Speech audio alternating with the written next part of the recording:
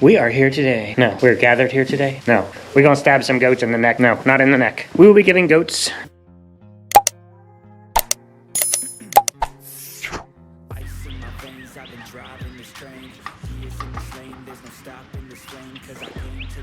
Welcome back. Get some stuff put back in place around here after the floods. Can't put my bridge back. I gotta show you, right? I can't just talk about it. Jeez. Can't put my bridge back. It used to be right here. This pipe shifted. It was over there. No, it was here, and it was blocking the water from coming around this bend and washing out this bank. However, during the flood, it must have raised up and shifted that way. So then it created a wash that way, and just, you can see where it blew out that whole bank right there, and that's exactly where my bridge used to set. I actually like it here a little better because it's higher than it was down here. That culvert is there to keep that bank from washing out, but once the water crosses the top of it, then, you know, that doesn't work. We'll get it all sorted. Time and patience. So we used to come across the bridge here and walk up this path to the barn, right? You guys have seen that a million times. This used to be the pig lot. It goes way, way, way down there into the woods, and it also goes all the way up to the top pasture / orchard.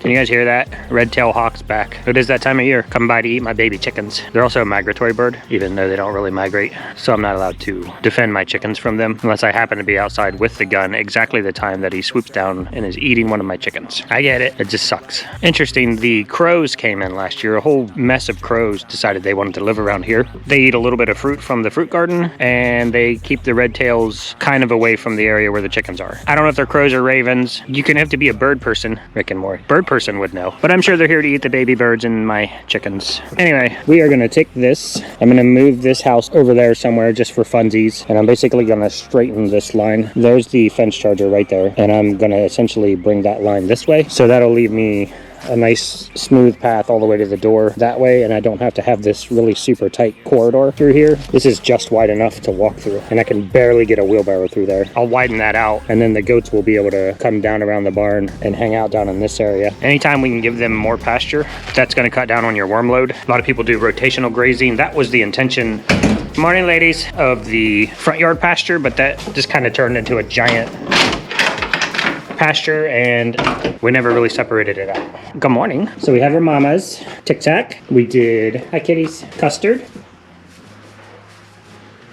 that like your morning yoga? Pudding and muff. Look at that sweet face. Good morning, sweet face. I gotta say, your sister might be cuter than you. I'm just saying. Hyper box.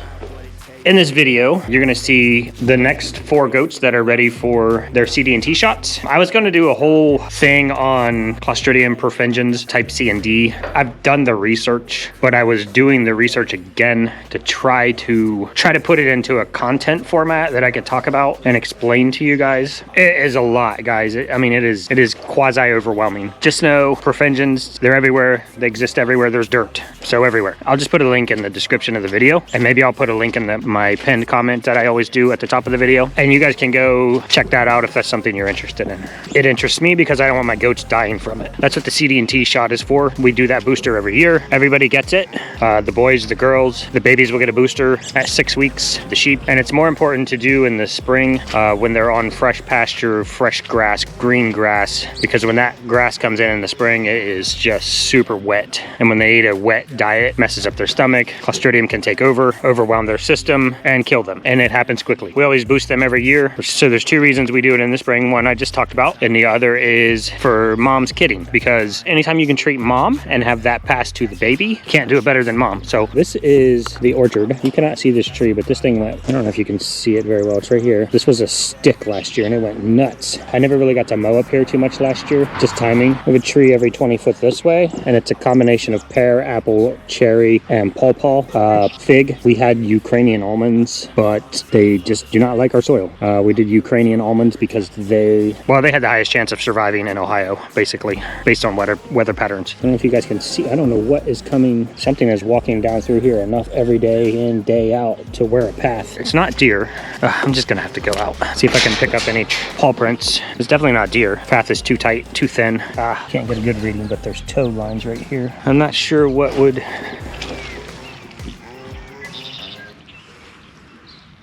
Possum. I don't know. You guys let me know in the comment. It doesn't look like coon. It looks like possum. which I'm good with possum. That's the only thing I can think of that would migrate that far down to the creek. I know it's going to the creek, whatever it is. Oh, turning left here. Yeah, and then the trail just kind of disappears.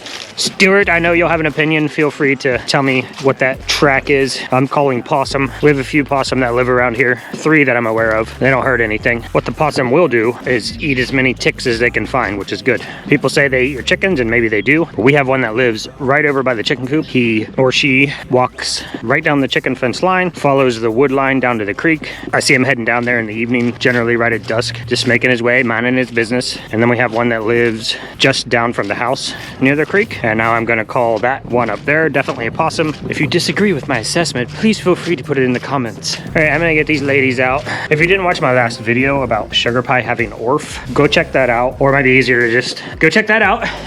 Watch my video. I put a graphic in there of a baby goat with ORF around its mouth, so you'll be able to see what that looks like and why we're treating her for that, because it will explode and it'll just turn into festering pus covered sores and scabs, and there'll be leakage. For all you guys that ask, yes, ORF is a virus. There's no way to treat it.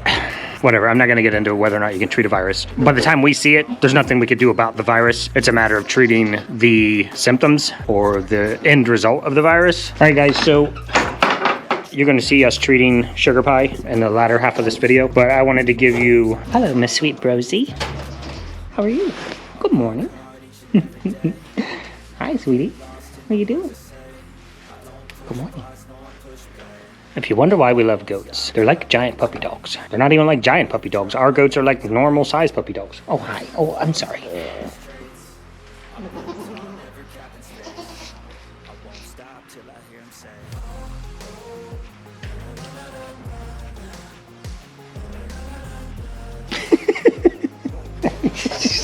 Okay, the day after I launched the ORF video, one of our Facebook watchers, Catherine, I don't know, she was nice enough to reach out, said to use Abreva. That's what she uses. It's worked wonders for her. So we went straight out, bought it, brought it home, and started treating sugar pie immediately with that. We've been treating her ever since. I'm just going to show you guys what she's looking like now. So if you look at, oh, like a ninja.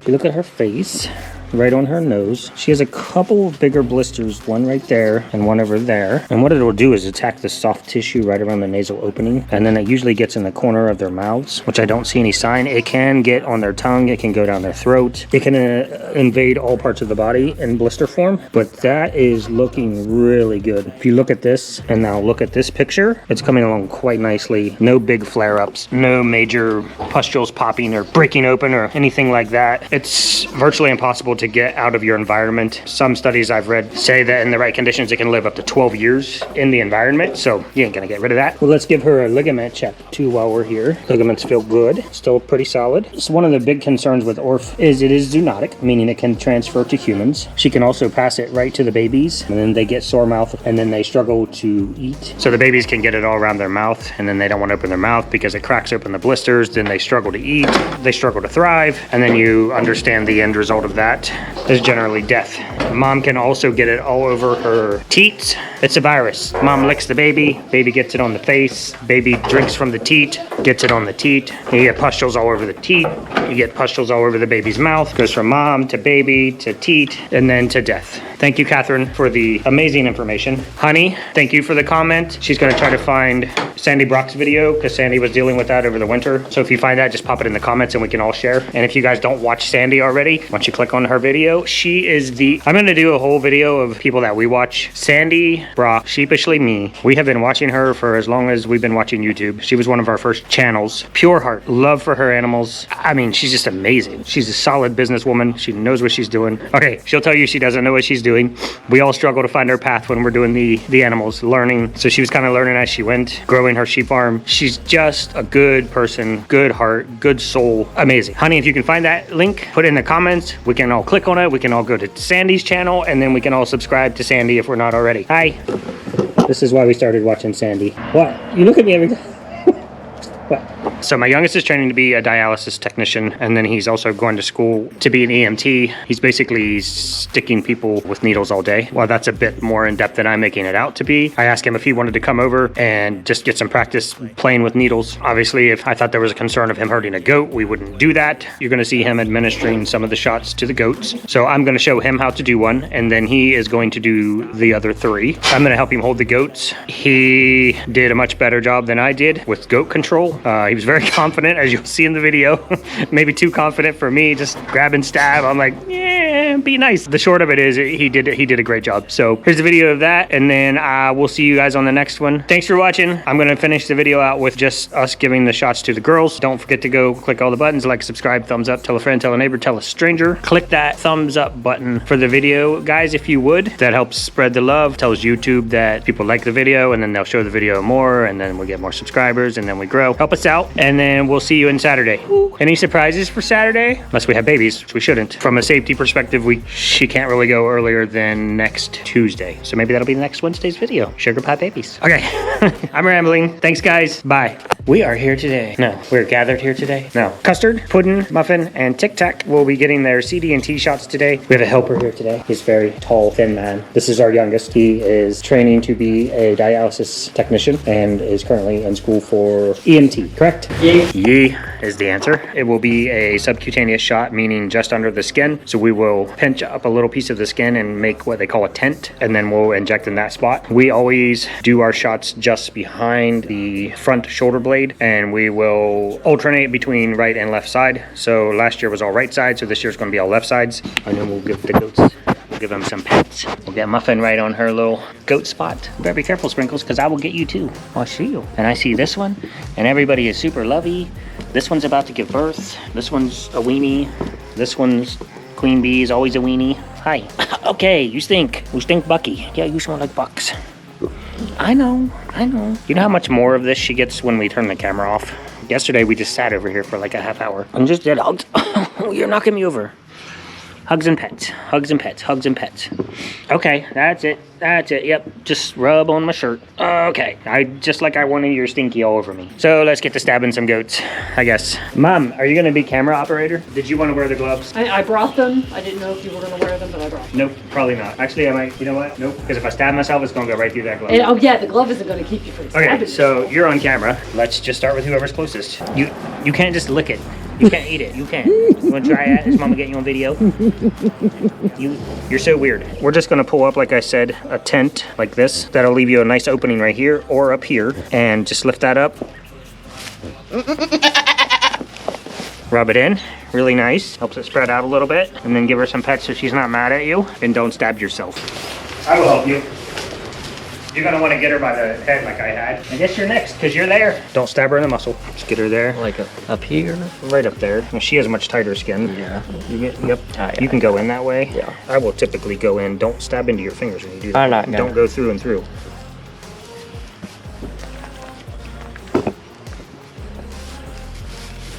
Good. Get out, rub it in. I mean, she has to have babies just everywhere in there, right? Like, there's no way you... That's a baby. Oh. Punched me back. Okay, pudding is right there, ready to go. And then who else? Custard. Custard's gonna fight to death. She's already thinking about squaring up down there. Planning her escape is what she's doing. It's getting shifty. I'll let you do pudding, and we'll see how Custard reacts. How about that? Yeah, Pud won't give you any trouble. Stay. Just be careful. Don't get in the muscle. Nice and easy, yep. It's not deep enough. Rub it in good. Give your mama a belly scratch.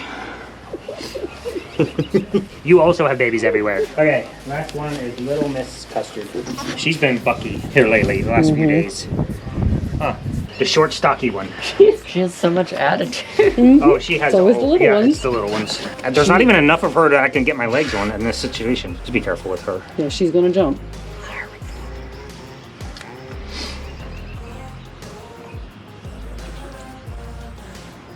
You need to apparently do this every time. Right? They're always fighting me. Well, you might go too slow. Oh, little baby, you have no room for babies. You have barely any room for your existence, you little tiny thing. So much tude. Custard. Oh, sugar pie's face, yes. I'm not gonna try to say that, y'all. Docosahol, perhaps? That sounds as good as just about any. Docosahol cream, 10% is the exact active ingredient in Abreva, except I don't like paying extra money. So we put this on her once last night, and we're gonna put it on her once again today. It says like 5 times a day though, right? That's for you, though. For humans. But we'll try to get it on her as many times as we can. Do you leave already? You don't want to administer salves? No? Pat just shocked himself on the fence and thought he was. Which one? one? Finny? The fence is on now, Finnegan. Problem is the fence was off for a long time. What's funny is China and Boots, they know they jump through the bottom strand without touching anything, and they know how to just dive right through there and not get shocked. Are you testing the structural integrity of my gate? What's that, boys? Hey, Bangs. I saw a goat yesterday that was more bangy than you. Whatever amount of low-grade heat Cookie is experiencing, because she ran right out to the boys this morning. And now she's hanging out there. Yep, and Fluff is like, hey, I'll give you some love. You gonna jump, Chunky? I want to see you jump. No? Never mind. I didn't think she was gonna jump. Looks pretty good today. Oh, I almost touched that. Don't touch it. Go look up Google Images, humans with ORF. You don't want to do that, but I know, baby. get that one right on top of our nose for sure. Yep.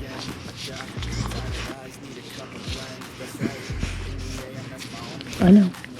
I'm just seeing. I know. Yep, see? Get some of that crust off. I know. No, I'm gonna have to get a little bit more so I can get those spots, but She's the most docile goat we have, probably. She's not. well, but she doesn't want to be medicated just like anybody else. Yeah, I know. Okay, last round. Last round, baby. I know, honey. Get a teeny bit over here and a teeny bit over here, and let me rub it in a little bit, and we'll be done. Okay.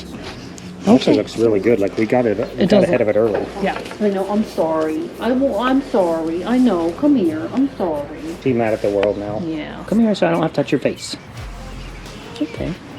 I know. That's why I don't like doing stuff to you, because I'm super sensitive. Okay, I know. Stay away from my face. I get it. Her belly is just hard. She's running out of room and time. That's okay. We'll get those babies out of there soon. She's got 2 weeks. 2 weeks from today? Sunday. So 2 weeks from today. You guys will see this on Tuesday or Wednesday. Even though you look like you're due yesterday. You little chub. I hope you just have 2 nice sized babies in there. 2 that fit out. The exit would be nice. You, no babies. You, how many did she have last year? One. Just one single, yeah. That was her first, yeah, she was a first freshener last year. And you're gonna have nuns. Are you gonna have babies? You know, sometimes you don't have to be like so cool that you just stand over there and ignore me. I know you love me. You wanna come get pets? You're gonna come get pets? That face says, no, I am not. You want me to come over there and pet you? You're a weenie. This is why I call you a weenie. Are you going to sleep? Oh my gosh. That's like the highest form of ignore. Okay, so cookies for sale, guys.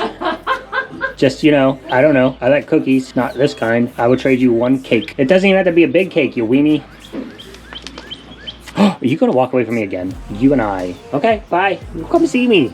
Come see me. You little at your spot. Ah, how about that? Yeah, snuck right in on you. Yeah, like a ninja. What do you think of that? All right, I'll leave you alone. Go take your. Oh, now you want me? Boop boop. Bye. Don't click all the buttons. Like, subscribe, thumbs up, tell a friend, tell a neighbor, tell a stranger. Baby's coming soon. Again, I'm gonna keep saying it until we have babies. That is all. Goodbye.